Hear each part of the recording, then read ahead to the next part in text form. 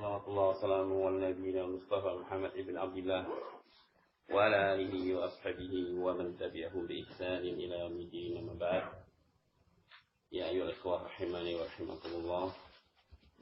Pada pagi hari ini insyaallah untuk mengisi pelaksanaan dari Sanaim yang biasa membahas kitab Masail Jahiliyah karya Syekh Muhammad bin Abdul Wahhab rahimahullah taala.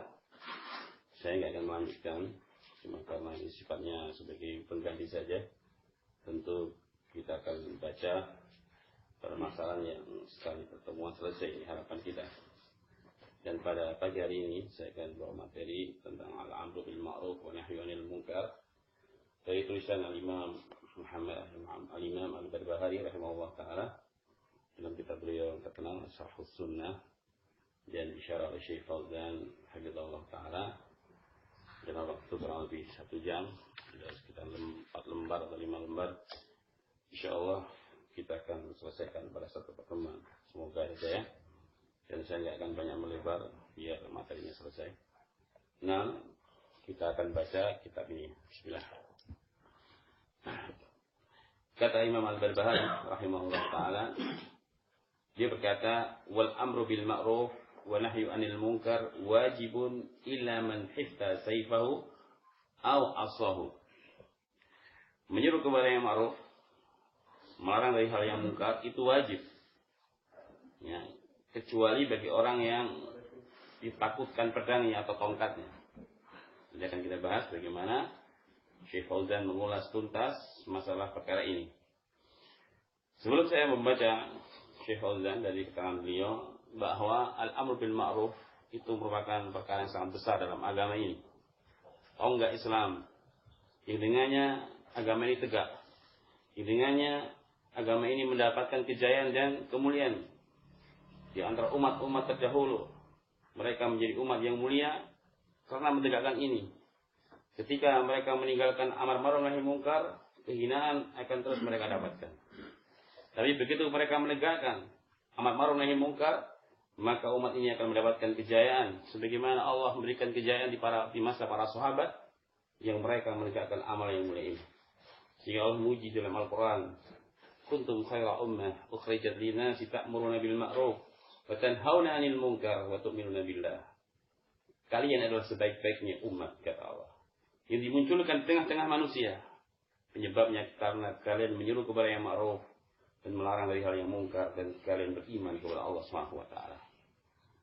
Ini ujian Allah kepada para sahabat karena mereka menegakkan amal yang mulia ini. Jadi suatu bangsa dan negara itu akan mendapatkan kemuliaan ketika tegak padanya amar ma'ruf nahi munkar.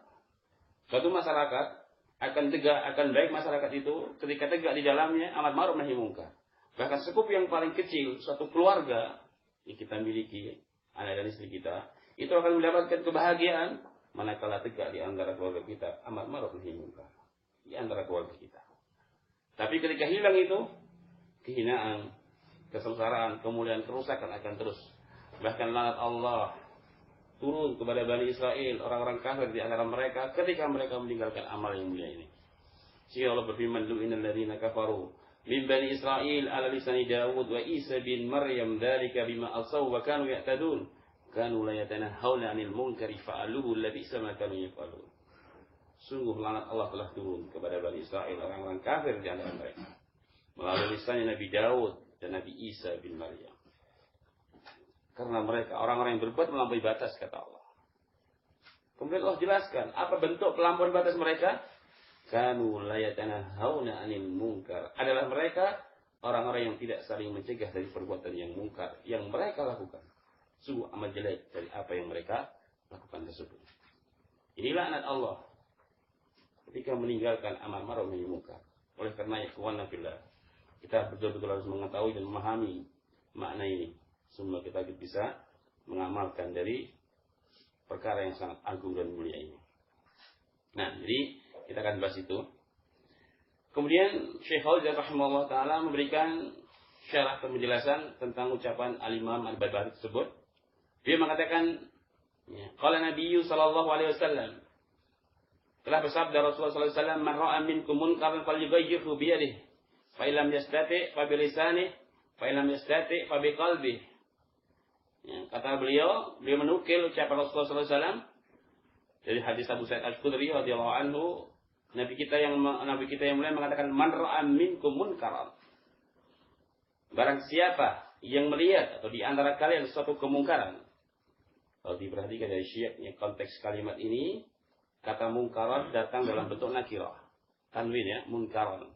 Sebelumnya ada man syartiyah, syim syarat.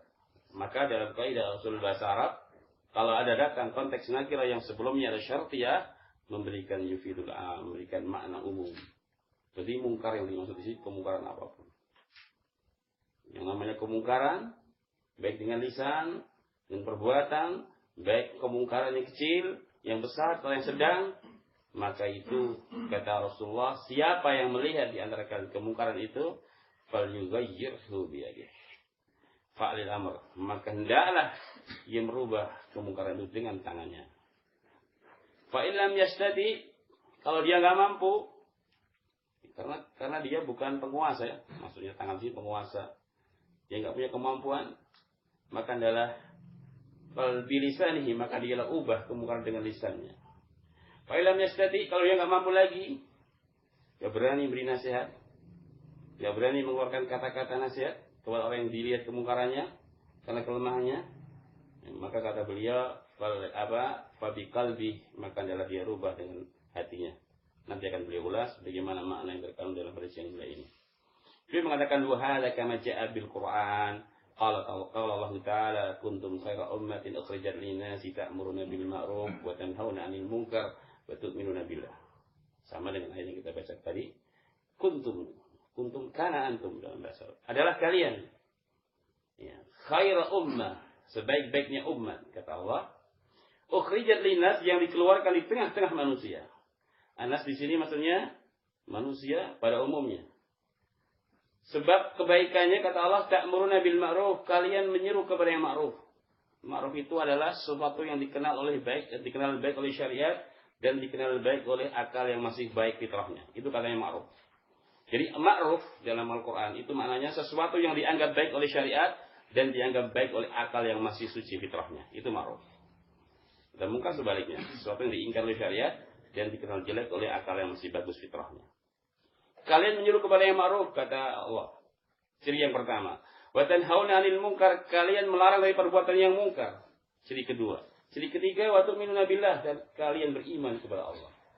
Dari ketiga ciri tadi yang paling mulia adalah iman kepada Allah. Jelas ya, tidak ada yang bisa mengalahkan iman kepada Allah. Itu tahu enggak diterimanya ibadah.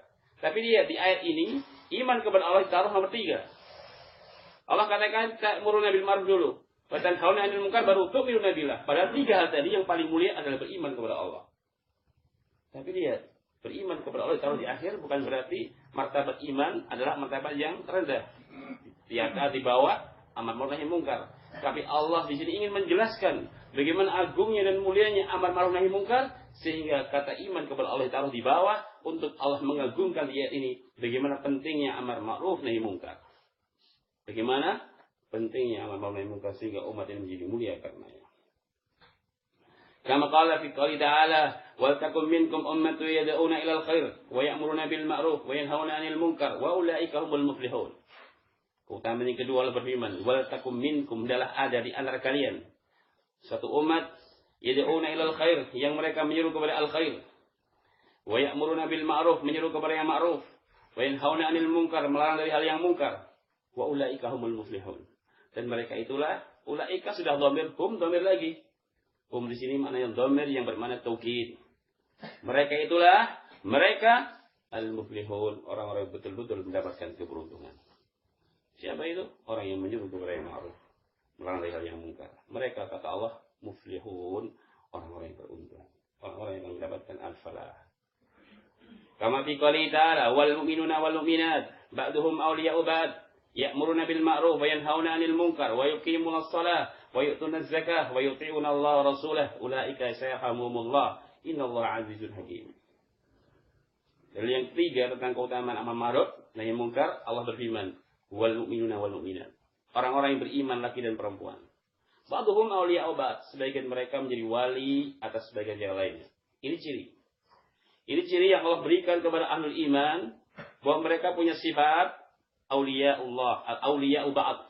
Mereka orang yang menjadi wali kepada sebagian yang lainnya. Artinya, orang beriman itu memiliki sifat saling menolong, saling bantu di antara mereka. Ini sifat. Jadi, waliyadzubillah, kalau orang beriman tidak suka seperti itu. Tidak peduli dengan saudaranya. Tidak peduli dengan kekurangan saudaranya. Karena itu bukan sifat orang beriman yang Allah gambarkan di surah ini. Di mana Allah mengatakan ba'duhum awliya'u ba'd, sebagian mereka menjadi wali, penolong sebagian yang lainnya. Sehingga banyak sekali Rasulullah SAW menyebutkan di dalam hadis bagaimana keutamaan kaum muslimin. Bagaimana sifat mereka yang Allah sebutkan di dalam Al-Quran, Muhammadur Rasulullah walladzina ma'ahu asyidda'u 'alal kuffari ruhama' bainahum. Muhammad itu adalah Rasulullah dan orang-orang yang bersama beliau cirinya kata Allah Pak, asyidda'u 'alal kuffar, tegas dengan orang kafir. Tapi ruhama'u bainahum, tapi di antara mereka ruhama', saling kasih, saling sayang, saling menolong, saling bantu, saling peduli, saling menghargai. Subhanallah, itu sifat orang beriman. Sehingga Rasulullah pernah berkata dalam hadis sahih riwayat Muslim dari Jabir bin Abdullah, Nabi kita yang mulia mengatakan di dalam hadis tersebut, "Man istata'a minkum ayyan fa'akharu falyaf'al." Siapa di antara kalian yang bisa memberikan faedah, manfaat kepada saudaranya, lakukan. Faedah itu banyak, kawan. Antum punya ilmu, beri faedah dengan ilmu. Saudara kita yang belum punya ilmu, diberi pelajaran ilmu. Antum punya harta yang lebih, bantu saudara kalian dengan harta yang kita diberi oleh Allah kelebihan. Antum punya tenaga, gunakan tenaga antum berbuat kebaikan kepada manusia. Terlalu banyak kebaikan-kebaikan itu di jalan Allah, masih banyak. Sehingga kita bisa memberikan faedah kepada saudara kita apa yang kita diberi oleh Allah kelebihan di atas yang lainnya. Ini sifat orang yang beriman. Sifat orang-orang yang di antara mereka seperti itu. Sehingga sampai Rasulullah mengatakan, la yu'minu ahadukum hatta yuhibba li akhihi ma yuhibbu li nafsihi. Tidak akan kalian sampai kepada derajat iman yang sempurna. Artinya, kalian tidak akan sempurna iman. Tidak akan sampai mendapatkan kesempurnaan iman sampai kalian mencintai saudara kalian sebagaimana kalian mencintai diri kalian sendiri. Di ukuran jadikan sebagai mikyar barometer iman, kesempurnaan iman dengan al-mahabbah, saling cinta di antara kaum muslimin. Ini harus kita tumbuhkan. Ya, harus kita tumbuhkan di antara kita saling cinta, saling mengasihi. Karena sifat orang beriman seperti ini. Perhatikan kata Syekh Fauzan selanjutnya ini. Allah mengatakan mereka menjadi wali sebagian yang lainnya. Kemudian yang kedua, ya'muruna bil ma'ruf, mereka menyuruh kepada yang ma'ruf, wa yanhauna 'anil munkar, melarang dari hal yang munkar, wa yuqimuna shalah, menegakkan salat, wa yu'tuna zakah, menunaikan zakat, wa yuti'una Allah rasulah, mereka orang-orang yang taat kepada Allah dan Rasulnya. Apa kata Allah janjinya? Ulaika sayarhamuhumullah. Mereka itulah orang-orang yang akan dirahmati oleh Allah. Tidak ada kenikmatan yang paling agung, ikhwan, kecuali kita dirahmati oleh Allah. Rahmat itu lawan daripada laknat. Kalau orang dirahmati oleh Allah, berarti dijauhkan dari laknatnya. Dan inilah kemuliaan nikmat yang sangat diharapkan bagi hamba-hamba mendapatkan rahmat dari Allah. Bahkan masuknya kita surga itu karena rahmat Allah, bukan karena amal kita. Kita masuk surga nanti insya Allah karena rahmat Allah, bukan karena amal kita. Karena amal kita nggak bisa dibatar dengan surga. Amal kita dhaif. Salat kita penuh dengan kekurangan, zikir kita penuh dengan kekurangan, jihad kita penuh dengan kekurangan, semua amal kita penuh dengan kedhaifan dan kelemahan, enggak mampu untuk membatar dengan jannah Allah yang sempurna dan mulia abadi itu. Enggak bisa. Oleh karenanya masuknya surga itu bukan karena amal kita, tapi karena rahmat Allah pula. Si Rasulullah pernah berkata seperti itu. Kalian selamat dari neraka dan masuk surga itu karena rahmat Allah, bukan karena amal-amal kalian. Sahabat bertanya, wa ma anta ya Rasulullah? Begitu pula engkau ya Rasulullah, apakah engkau masuk surga bukan karena amal Anda? Kata Nabi, wala ana. Illa aitaghammadani Allahu bi rahmah. Begitu pula saya, masuk surga bukan karena amal saya, tapi karena rahmat Allah. Allah liputi rahmatnya kepadaku sehingga dimasukkan ke dalam surga Allah. Perhatikan ayat yang mulia ini. Dengan sifat-sifat tadi, mereka saling menjadi wali di antara mereka, saling menolong, menyuruh yang ma'ruf, melarang yang mungkar, menegakkan salat, menunaikan zakat, taat kepada Allah dan Rasulnya. Ulaika sayarhamuhumullah. Mereka itulah orang-orang yang akan dirahmati oleh Allah.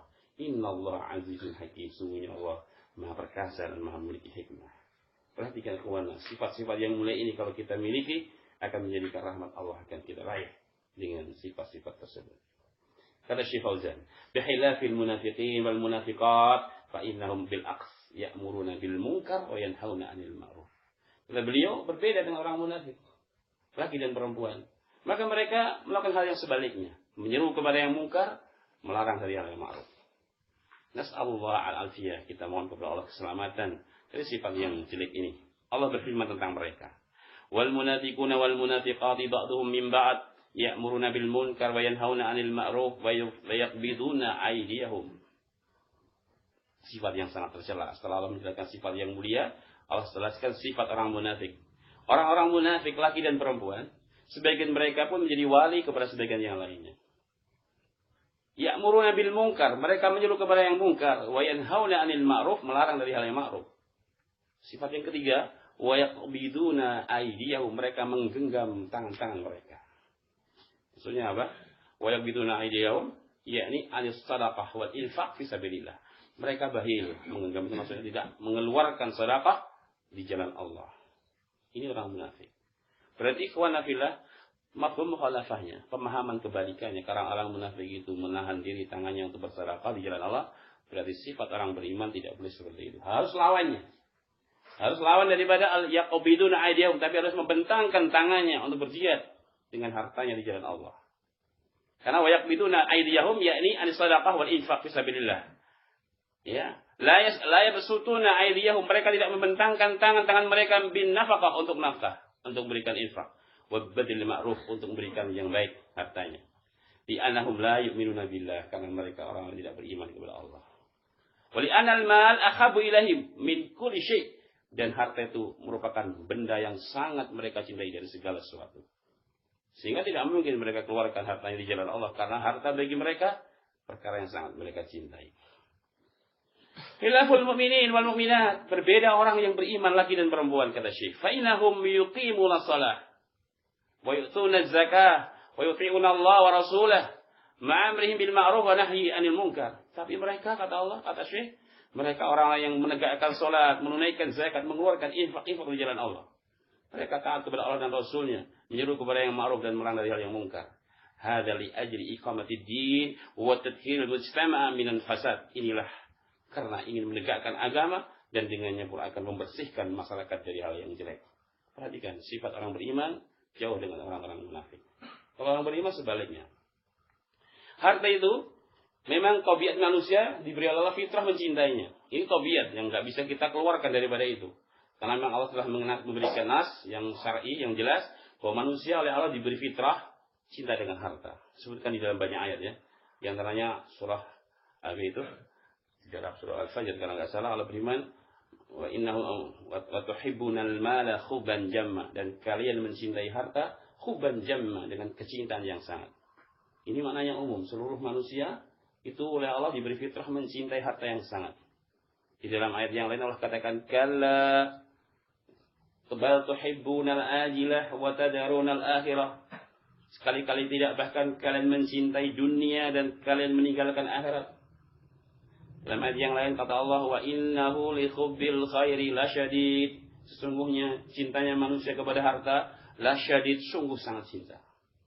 Zuzila linasi hubus syahwati minan nisa'i wal banin wal qanatiril muqantarah minal dhahab wal fiddah wal khailil musawamah wal an'am wal harth. Dijadikan indah bagi pandangan manusia, kata Allah, cinta mereka kepada syahwat. Mereka mencintai para wanita, anak-anak, mencintai tanaman-tanaman, barang-barang yang mewah dari emas dan perak, kuda-kuda yang indah. Ini adalah tabiat manusia yang mencintai harta seperti itu. Bahkan para sahabat pernah terjadi hal yang demikian. Ketika para sahabat mendengar Abu Ubaidah bin Jarrah mau membawa rampasan perang dari Bahrain, ghanimah yang banyak, terdengar oleh para sahabat. Pagi-paginya para sahabat kumpul di Masjid Nabawi. Pada subuh seolah-olah ingin berwajah-wajah yang menyenangkan, karena akan mendapatkan bagian dari barang ghanimah yang dibawa oleh Abu Ubaidah bin Jarrah dari Bahrain. Wajah-wajah para sahabat berseri-seri. Rasulullah melihat para sahabat yang senang wajahnya karena akan mendapatkan harta. Maka beliau mendatanginya. Dan beliau mengatakan, wallahi mal fakhra ahsya alaikum, walakin ahsya alaikum an tubsata alaikum dunya kama busitat man kana qablakum fatanafasuha kama tanafasuha fatuhlikukum kama ahlakathum. Demi Allah, kata Rasulullah, tidaklah kefakiran aku khawatirkan menimpa kalian. Akan tetapi yang aku khawatirkan kepada kalian dibukakannya perbendaharaan dunia sebagaimana telah dibentangkan dan diberbukanya pada dulu kepada orang-orang sebelum kalian. Kemudian kalian selama berlomba-lomba untuk mendapatkan itu, maka kalian binasa sebagaimana umat-umat dahulu binasa karena ini fitrah manusia, ikhwan, mencintai harta. Tapi ingat, ikhwan, bahwa kecintaannya yang demikian rupa terhadap harta, tapi orang-orang beriman ada yang lebih dicintai daripada itu semua, yaitu Allah Subhanahu wa taala.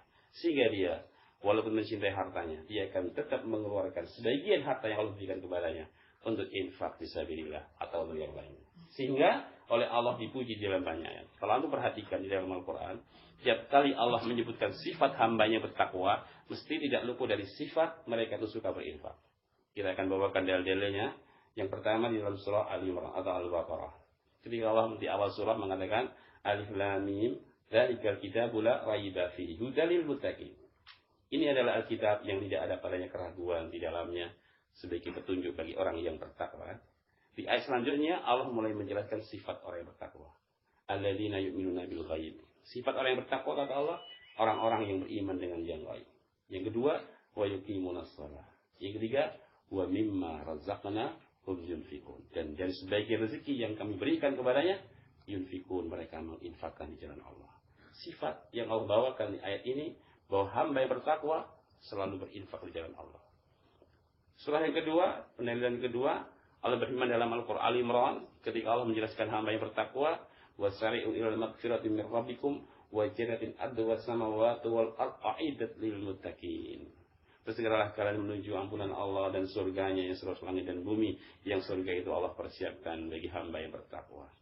Sebutkan selain itu sifat-sifatnya, yaitu alladzina yunfikuna fis sarra'i wad dharra. Orang yang bertakwa itu kata Allah, orang yang selalu berinfak dalam keadaan lapang maupun dalam keadaan sempit. Ya, dan masih banyak lagi ayat yang lain. Ini sebagai nukilan saja bahwa sifat orang beriman itu bukanlah orang yang bakhil, karena itu bukan sifat orang yang beriman, tapi sifatnya orang munafik karena mereka tidak beriman kepada Allah Subhanahu wa taala. Nah, kemudian kita lanjutkan. Wala yakfi ayakulal insan laisa alayya ila nafsi. Tidaklah cukup seorang mengatakan bahwa yang penting itu diri saya terlebih dahulu. Yasluqu fi nafsi, diperbaiki dulu diri kita. Wa yatruku al-akharin, tinggalkan orang lain. Sudah, yang penting urusan kita dulu, enggak usah intervensi dengan orang lain. Bal alai ayuslika al-akharin ma istata'a. Tapi kata beliau bahkan harus kita mengislahkan, memperbaiki orang lain sesuai dengan kemampuan kita masing-masing. Li anna hada min nasihah wa min iradatil khair linnas. Karena hal itu merupakan nasihat dan kehendak yang baik kepada orang lain dengan amar ma'ruf nahi munkar. Fa qauluka ya'muru akhaka bil ma'ruf wa tanhahu 'anil munkar. Kata Syekh, keadaan kamu yang menyeru kepada saudaramu kepada yang baik dan melarang dari hal yang munkar, hada amrun wajibun alaik, itu perkara yang wajib bagimu. Wa min haqqihi 'alaika aidan an ta'murahu bil ma'ruf idza ra'aita 'alaihi taqsiran fil ta'ah. Bahkan kata beliau, termasuk hak pula atasmu bahwa engkau harus menyeru kepada yang ma'ruf jika kau melihat saudaramu itu melakukan pelanggaran ketaatan. Mulai mudahanah, mulai meremeh-remehkan ketaatan, maka kita melihat kita harus berusaha mencegahnya. Wa tanhahu 'anil munkar idza ra'aita 'alaihi khata'an yaqa fihi. Maka engkau wajib untuk mencegah dari kemungkaran yang kau lihat ketika dia salah, yang terjatuh dia kesalahan padanya. Wala tatruku yahlik wa anta taqdiru ala tanbihi. Janganlah engkau biarkan saudaramu binasa dengan kemaksiatannya sementara engkau mampu untuk melarangnya. Ya, walaysa kama yaqulu ahlul nifaq.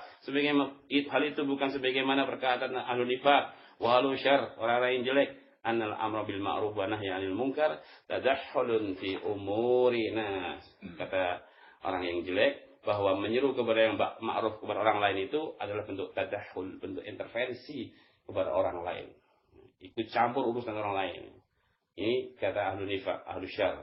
Kama yaqulunahu al-an fi suhuf wa ghairiha, sebagaimana mereka sekarang tulis dalam kitab-kitab mereka bentuk-bentuk seperti itu, bahwa suka ngurusi orang lain, intervensi dengan urusan orang lain. Tidak perlu kau peduli dengan kita. Yang penting itu perbuatan saya sendiri, saya nanggung sendiri. Kamu enggak usah hiraukan kami. Kami di atas kemungkaran, kamu enggak usah peduli. Kami akan menanggungnya. Jangan intervensi dengan urusan kami. Seolah-olah itu melanggar hak asasi manusia ketika kita amar ma'ruf nahi munkar. Ya.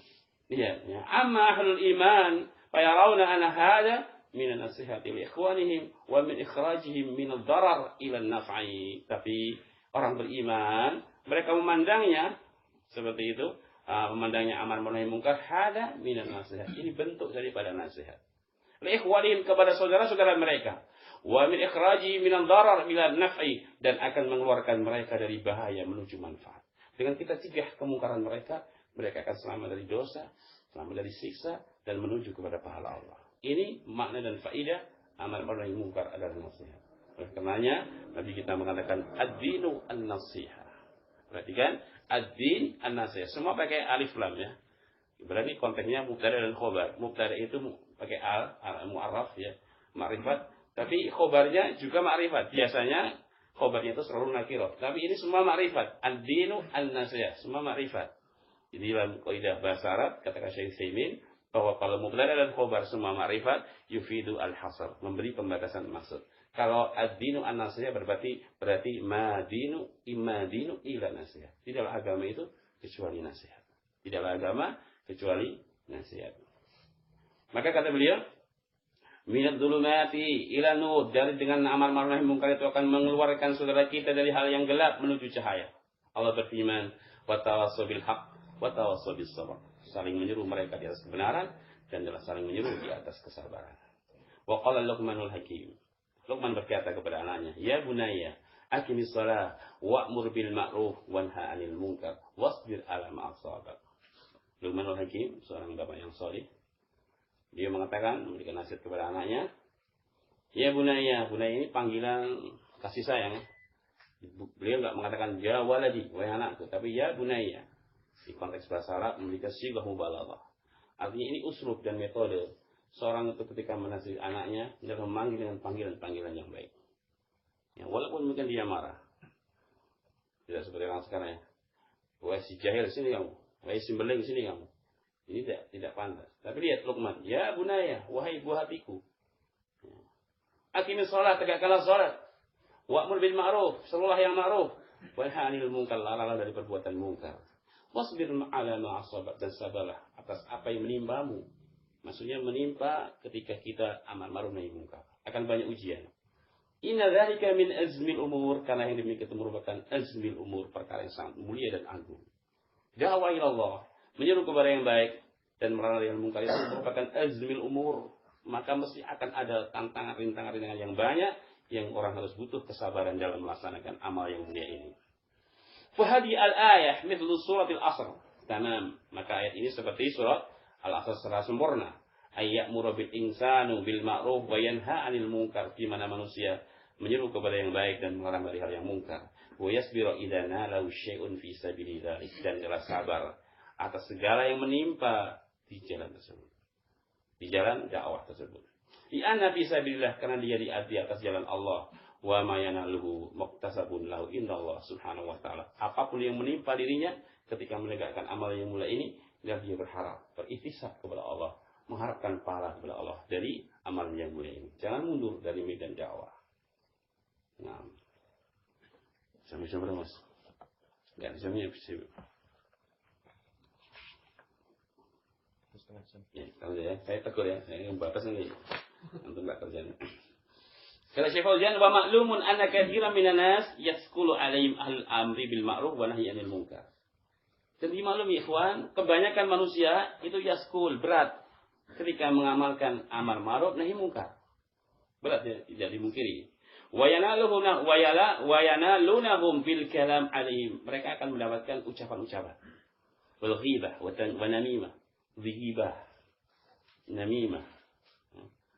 Bahkan saya pernah dulu di kampung saya, awal kali kita berdakwah di sana, tiap kali saya lewat, gerombolan ibu-ibu bilang, ini anaknya Nabi Muhammad baru lewat. Katanya saya dianggap anaknya Nabi Muhammad, karena suka berdakwah di situ. Setiap kita lewat dibilang seperti itu, anaknya Nabi Muhammad. Itu hampir 10 tahun kita mendapatkan itu, tapi alhamdulillah terus saja kita berjalan. Waktu saya ngajar di kampung saya itu, yang ngaji 8 orang, 7 orang. Itu 10 tahun yang lalu, tapi terus kita berdakwah. Sekarang kalau saya buka pengajian yang datang 170, 100. Bukan saya menyatakan itu keberhasilan ya, Tapi demikianlah berdakwah itu mesti banyak tantangannya. Itu harus kita hadapi ya dengan penuh kesabaran dan harap pahala dari Allah Subhanahu wa taala. Insyaallah nanti akan nambah barakahnya dakwah di jalan Allah. Kalau langsung dakwah banyak itu malah dikhawatirkan karena tidak nyunah ya. Ya Rasulullah ketika berdakwah bagaimana? Imam Syaukani kita bisa contohkan. Imam Syaukani penulis kitab Nailul Awtar. Ya, beliau kalau lewat suatu rumah itu penduduknya nutup pintu semua. Takut kalau didakwahi Imam Syaukani. Sampai didakwahi takut. Tapi beliau terus berjalan. Sehingga beliau lebih terkenal dengan tulisan-tulisan karena memang beliau waktu itu tidak diterima oleh masyarakatnya. Tapi lihat bagaimana dakwah beliau sekarang. Beliau sudah meninggal tapi kitab-kitab beliau menjadi marja rujukan kaum muslimin seluruh dunia.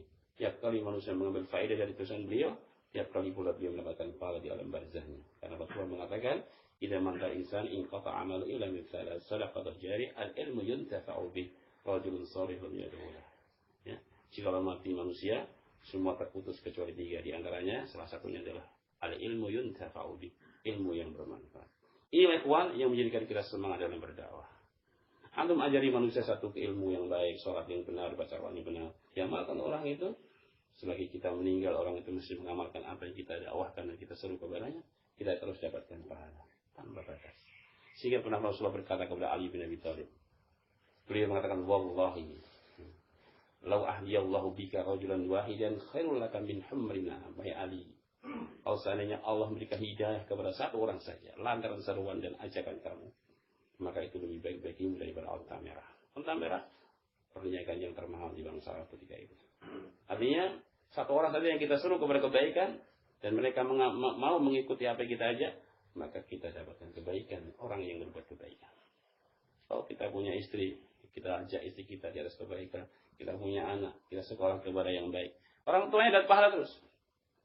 Ya, maka biaya untuk anak kita sekolah itu tidak disia-siakan oleh Allah. Semua itu akan kembalikan di akhirat nanti dalam bentuk amalan pahala yang berlipat-lipat. Karena biaya itu untuk kebaikan anak kita. Sementara Allah berfirman dalam Al-Quran, "Matsalul ladzina yunfikuna amwalahum fi sabilillah kama tali habbah anbatat sab'a sanabil fi kulli sunbulah mi'atu habbah wallahu yudha'ifu liman yasha wallahu wasi'un 'alim." Permisalan kata Allah, harta yang diinfakkan orang-orang beriman di jalan Allah itu seperti habbah, 1 biji. Ya, habbah 1 biji. Ya. Mi'atu habbah, 7 biji kata Allah. Ambatat sab'a sanabil. Ya. Nah, kemudian dari biji tadi, 7 biji tadi, dari 1 biji memunculkan 7 butir. Dari 7 butir tadi menerbitkan 7 tangkai. Dari 7 tangkai itu, 1 tangkainya memiliki 100 isi. Jadi 700 kali lipat dikali gandakan sedekahnya kaum muslimin di jalan Allah. Sehingga dalam hadis Rasulullah pernah berkata, orang beriman ketika berinfak, maka sedekahnya langsung Allah ambil dengan tangan kanannya. Dan Allah kembang biayakan sedekah kaum muslimin tersebut. Dan akan dikembalikan nanti kepada pemiliknya di yaumul qiyamah dalam wujud yang berlipat-lipat, yang hampir sampai tidak pernah menyadari dan mengira pahala yang besar yang diinfakkan di jalan Allah Subhanahu wa taala. Dan infak yang paling afdal, infak yang kita belanjakan kepada keluarga kita. Nabi kita mengatakan dinar, anfaqlahu fisabilillah, dinar yang engkau infakkan di jalan Allah, dinar yang engkau infakkan untuk anak-anak yatim atau orang miskin, dinar yang engkau bebaskan untuk berikan budak, dan dinar yang engkau berikan kepada keluargamu, dan di'aqdamu ajran, dinar anfaqtahu ala ahlik, dan dinar yang paling afdal pahalanya, yaitu dinar yang engkau belanjakan kepada keluargamu, istri kita, anak kita. Kita berikan uang belanja itu, oleh Allah diberikan sedekah yang besar bagi suami tersebut. Ini keutamaan punya suami ya. Maka yang belum nikah, sekarang nikah. Jangan tunda-tunda. Wah, belum puas masa remaja. Puas apanya? Puas maksiatnya. Sudah nikah karena keutamaan terlalu besar. Kalau kita banyak duit, bingung ya, mau berkasih apa ini? Tidak punya istri, punya anak. Tapi kalau kita punya anak, setiap kali kita berikan anak kita, istri kita, Allah berikan sedekah seperti itu. Subhanallah ya. Masya Allah, ini keutamaan yang sudah nikah. Maka jangan bakhil kepada keluarganya. Karena apa yang kita belanjakan kepada mereka itu semua dicatat nilai sedekah. Bahkan Rasulullah mengatakan, ya, wa'lam innaka lan nafaqatan tunfiqa innaka lan tunfiqa nafaqatan tabtaghi fiha wajha Allah ila ujirka 'alaiha hatta matujari fi firqati. Tidaklah engkau berikan nafkah dengan suatu nafkah yang engkau belanjakan nafkah itu untuk keluargamu dalam rangka engkau niatkan untuk mencari wajah Allah, illa ujirta 'alaiha, melainkan engkau akan diberi pahala atasnya, hatta taj'alu fi imraati, sampai apa yang kau masukkan ke mulut istri kalian, sampai apa yang kau masukkan ke mulut istri kalian. Itu uang makan, uang belanja harian atau bulan atau mingguan, itu yang dimakan istri dan anak kita, itu sedekah bagi kita, itu sedekah bagi kita. Subhanallah. Demikianlah agama ini mengatur syariat yang sangat indah. Kalau orang itu mampu dan punya ilmu, maka harta itu akan bisa memberikan nilai yang besar pahala kelak di yaumul qiyamah dari apa yang kita sedekahkan di jalan Allah. Kita lanjutkan pembahasan ini. Kemudian kata beliau bahwa jalan dakwah seperti itu. Banyak ujian, tantangan, ghibah, celaan, makian. Itu kata beliau, wastaddihim, wasyadbihim, akan banyak celaan, cercaan. Fayasbiruna ala dzalik, namun mereka sabar di atas itu. Ya'nau fi sabilillah, karena mereka di jalan Allah. Wa fi ta'atillah, di atas ketaatan kepada Allah. Wa fi inqadhi ikhwanihim laisa min an-nasiha an tatruka ikhwanaka al-taqsir fil ibadah. Dan dengan amar ma'ruf nahi munkar pula kau akan menyelamatkan saudara-saudara kalian, ya. Dan tidaklah termasuk nasihat engkau meninggalkan saudara kalian dalam keadaan dia larut di atas kesalahannya. Dan termasuk itu hal yang salah ketika kita punya kemampuan sementara saudara kita terjatuh ke dalam kesalahan, kita diam saja, kita enggak menasihati, enggak memberikan peringatan, enggak mau memberikan arahan-arahan, hada min taqsiril fi haqqihim, maka itu justru bentuk pengurangan hak kita kepada saudara kita. Artinya kita zalim. Kita lihat saudara kita salah, kita ada kemampuan bisa beri nasihat, bisa mengarahkan, tetapi kita diam saja. Sebagai seorang atasan, punya anak buah 5 atau 3 orang, dia lihat anak buahnya salah, suruh mundur-mundur sholat misalnya, mulai nggak amanah dalam jam kerja misalnya. Dia punya kemampuan kan untuk menegur, tapi dia diam saja karena mungkin berkew, mungkin nggak enak. Dan ini adalah kelemahan iman. Maka orang itu berdosa karena dia punya kemampuan untuk mengarahkan saudaranya. Kalau dia diamkan, berarti dia ridho saudaranya akan mendapatkan sisa Allah. Dia ridho saudaranya terjatuh ke dalam kemaksiatan. Oleh karenanya Rasulullah mengatakan, unsur akhaka zaliman aw madlum. Tolonglah saudaramu yang berbuat kezaliman atau yang dizalimi. Kalau yang dizalimi jelas cara menolongnya, kata para sahabat. Terus bagaimana yang berbuat zalim ya Rasulullah cara menolongnya? Kata Nabi, tahanlah dia, cegahlah dia agar saudaramu tidak jadi berbuat kezaliman.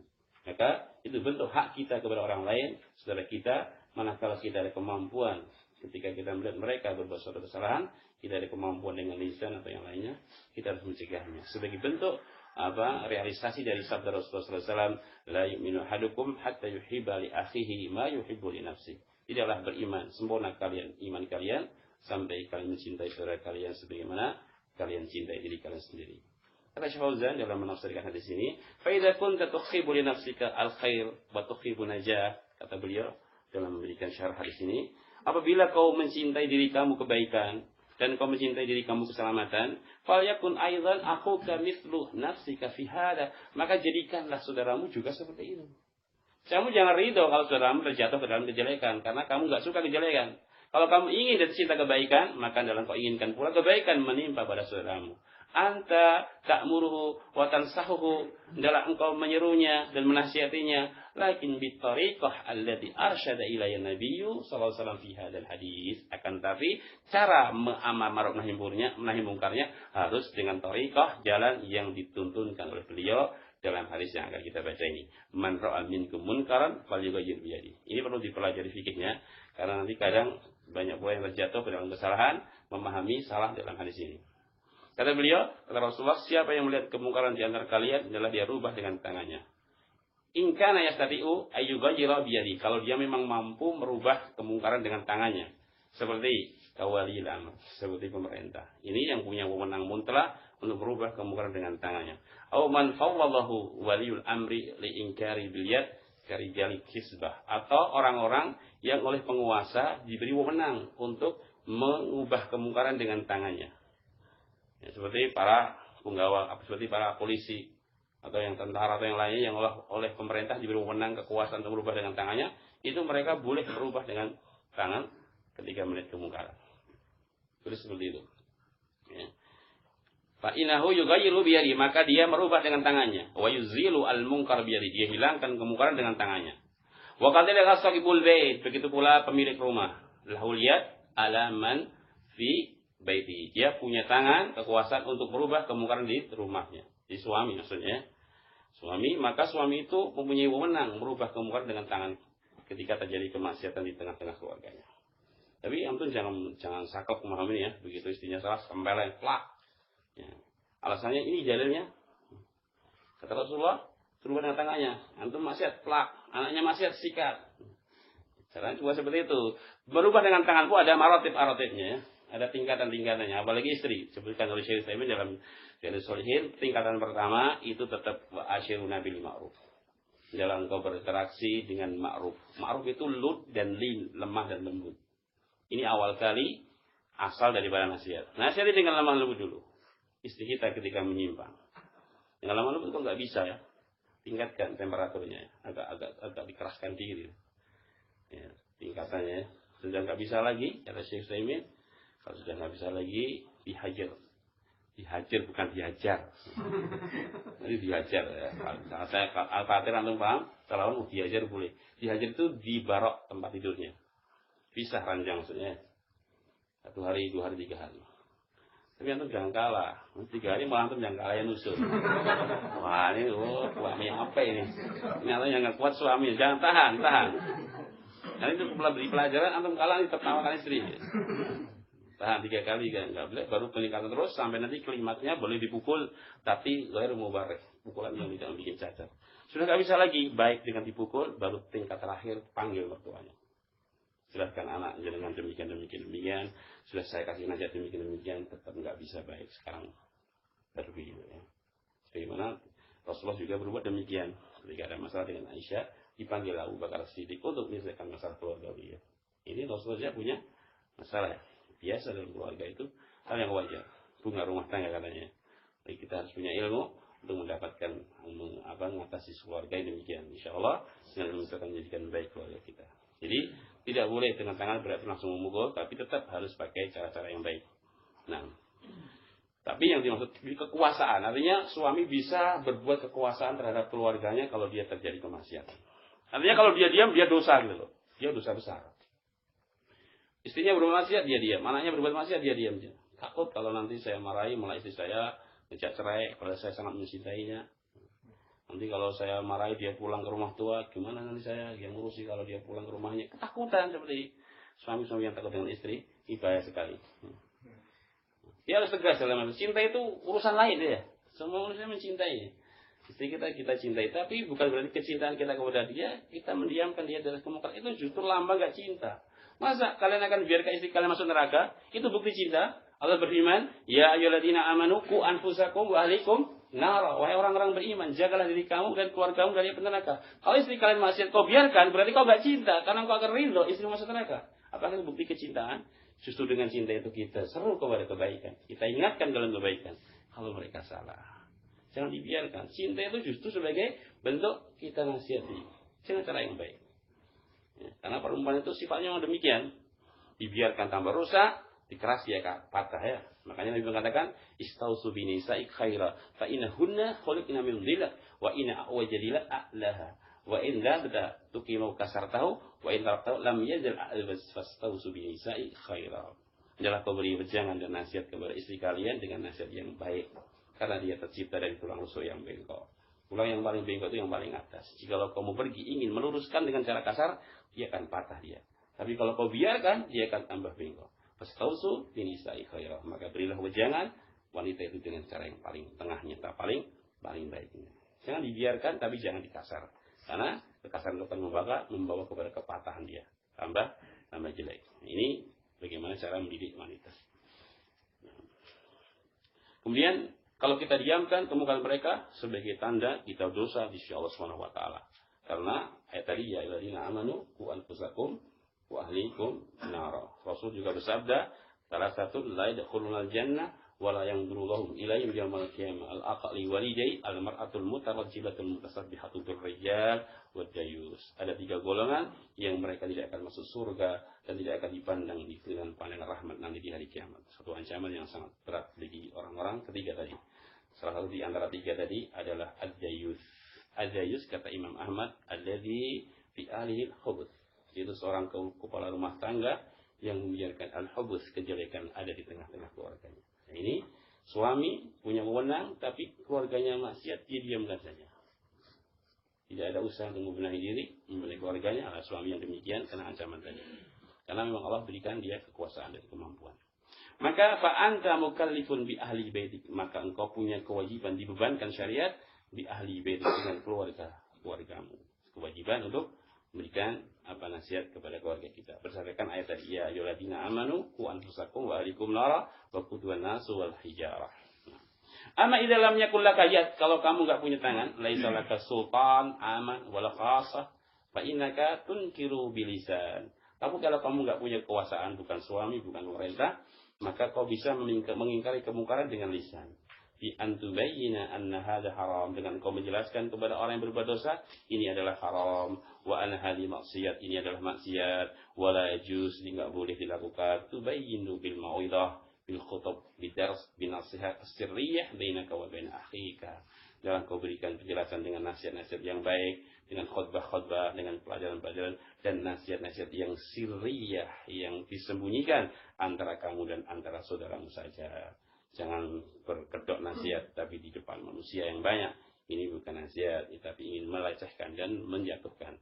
Tapi beri nasihat yang empat mata saja. Bisa dengan SMS-nya, dengan teleponnya, atau dikunjungi di rumahnya, diberikan nasihat yang baik. Ini sudah jarang dilakukan oleh orang ya. Padahal ini yang paling bagus. Wa aidan tuballigh anhu, dan engkau juga sampaikan kepadanya. Idza lam tuj nasihat wa lam yujid kalam ma'hu fa innaka tuballigh man yaqdiru ala izalatil munkar bi yadihi. Tuballigh rijal hisbah, tuballigh hay'ah, tuballigh waliyul amr, ada min inkari bil lisan. Kalau sebenarnya kita kata beliau tidak berani ya dengan lisan, karena mungkin dari perkewo enggak enak. Sementara kalau dibiarkan juga akan rusak kalau enggak kita seru dengan lisan. Maka boleh kita mengambil langkah kita lapor kepada penguasa yang diberi oleh Allah wewenang untuk merubah kemungkaran dengan tangan dia, atau orang yang diberikan kekuasaan oleh penguasa, polisi dan lain-lain. Misalnya kalau di masyarakat kita ada pemabuk gitu, orang yang minum khamar di depan rumah kita, kalau kita menegur dengan lisan mungkin akan terjadi kerusakan, akan terjadi perkelahian ya. Nah, kalau seperti itu bukan berarti kita harus diam, tapi kita bisa melapor dengan lisan kita kepada penguasa, biar nanti penguasa yang memberantas orang yang minum khamar itu. Ini termasuk juga kata Syekh ingkarul munkar bil lisan. Ya, mengingkari kemungkaran dengan lisan, kita laporkan ke polisi. Cuman polisi sekarang juga aneh-aneh ya. Dilapor itu lapor saja kepada Laskar Jihad. Dan betul itu, kalau lapor polisi 5 jam baru datang. Kalau lapor kepada FPI atau yang lainnya 1 menit datang. Polisi tahu itu. Bila kalau lapor polisi terlalu lama, dilapor saja kepada Laskar Jihad itu, nanti langsung datang. Seperti itu ya, kadang malah dimanfaatkan oleh polisi mereka. Ini nggak boleh, Laskar Jihad nggak boleh, karena dia itu bukan penguasa, tapi mereka memiliki suatu kelompok yang memiliki kekuatan, kemudian mereka mengatasnamakan ingkar munkar bil yad. Ini hal yang tidak diperbolehkan, karena mereka bukan penguasa, dan mudaratnya lebih besar. Kita nggak boleh seperti itu. Kita gugur kewajiban kalau kita bukan penguasa. Yang penting kita laporkan soal nanti penguasa dosa tidak, itu dosa yang akan menanggung di hadapan Allah. Kita bara'atul dhimmah, selamat dari tanggung jawab, karena kita tidak ada kemampuan untuk merubah dengan tangan kita. Ketika kita tidak ada kemampuan. Fattaqullaha mastata'tum. Bertakwalah kepada Allah menurut kemampuan kalian. Maka faidah lam takdir ala ingkari bilisan. Kalau sampai yang terakhir, langkah terakhir, kamu nggak mampu merubah dengan lisan. Ya. Ka'antum na'amin dzalik, seperti kau tidak mampu mencegah daripada itu. Fa innaka tunkira biqalbik. Maka adalah kalau tingkatan yang terakhir, engkau rubah kemungkaran dengan hatimu. Maksudnya bagaimana? Wala tukirau al munkar bihal, jangan engkau ikrarkan, engkau benarkan mungkar itu dengan keadaan. Fatunkirahu biqalbik, engkau ingkari kemungkaran dengan hatimu. Fata'tazilu majalisal munkar, engkau beritizal, meninggalkan majelis kemungkaran tersebut. Enggak boleh diam di situ.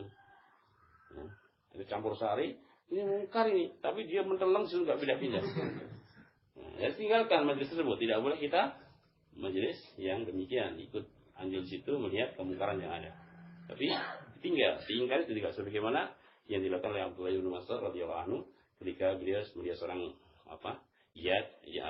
dan seorang yang suaranya bagus, kemudian dia main rebana atau main drum gitu dengan suara yang sangat bagus sambil main musik.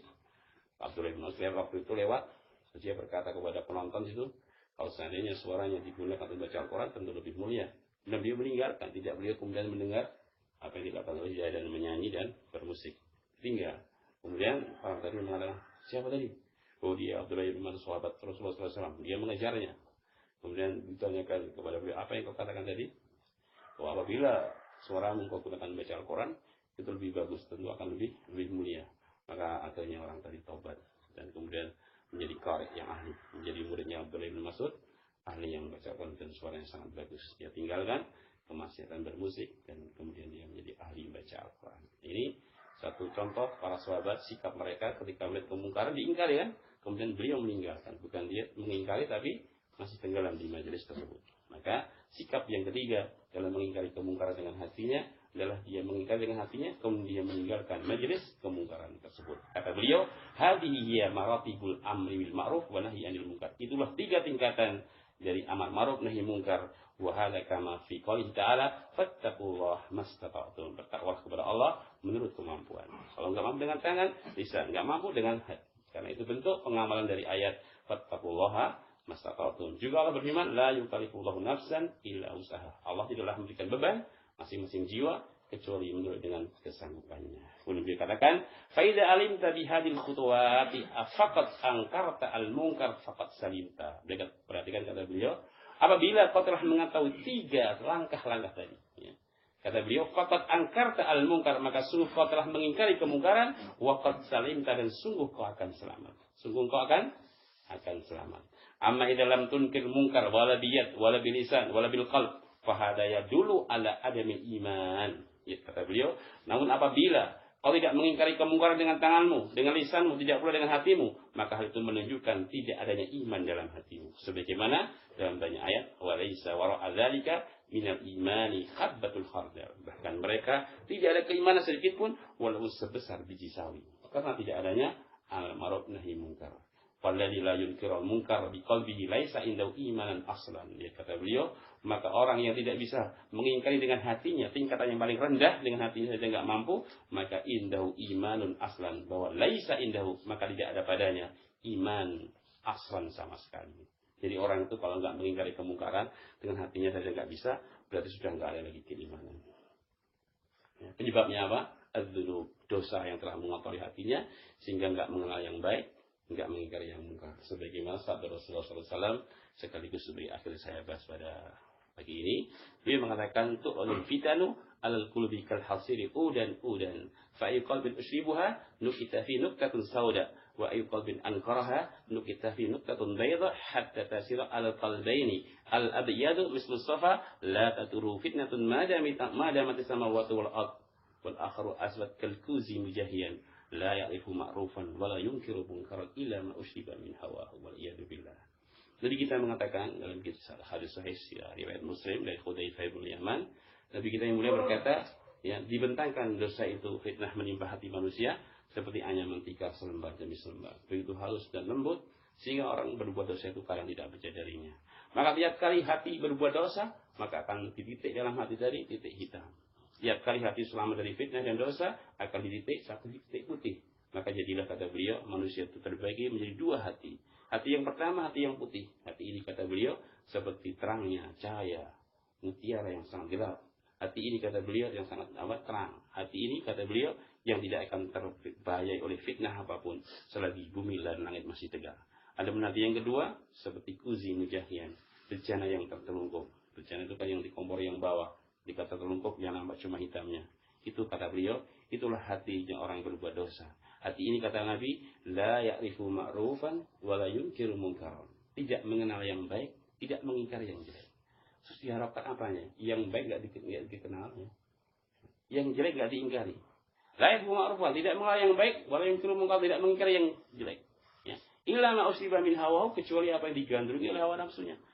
Apa yang didemeni oleh hawa nafsunya, itulah sebagai ukuran dalam beramal dia, baik buruknya amal diukur dari syahwat dan hawa nafsunya. Adapun orang demikian tidak mengenal yang baik, tidak mengingkari yang jelek, enggak akan lagi diharapkan kebaikannya. Ikhwanna fillah rahimani wa rahimakumullah. Itulah bahayanya orang itu berbuat dosa sehingga sudah enggak bisa lagi mengingkari kemungkaran. Hatta yang paling rendah itu dengan hatinya saja sudah enggak bisa. Inilah bahayanya dosa. Oleh karena ikhwan, pertemuan yang sangat singkat ini semoga bisa kita ambil faedahnya bahwa seorang muslim punya kewajiban yang besar di sana, amar ma'ruf nahi munkar. Kita awali dari hal yang telah kita jelaskan tadi, bagaimana tingkatan-tingkatannya. kita diwajib di mana, kita ubah dengan tangannya bagi siapa saja, itu sudah kita jelaskan semua. Semoga yang singkat ini bisa menjadikan hasil bagi saya pribadi khususnya dari ikhwah pada umumnya, dan semoga pula ini bisa menjadikan kita lebih baik dengan kita menyeru kepada yang ma'ruf dan melarang dari hal yang mungkar. Allah barik fiikum. Subhanakallahumma bihamdik, asyhadu an la ilaha illa anta astaghfiruka wa atubu ilaik. Assalamualaikum warahmatullahi wabarakatuh.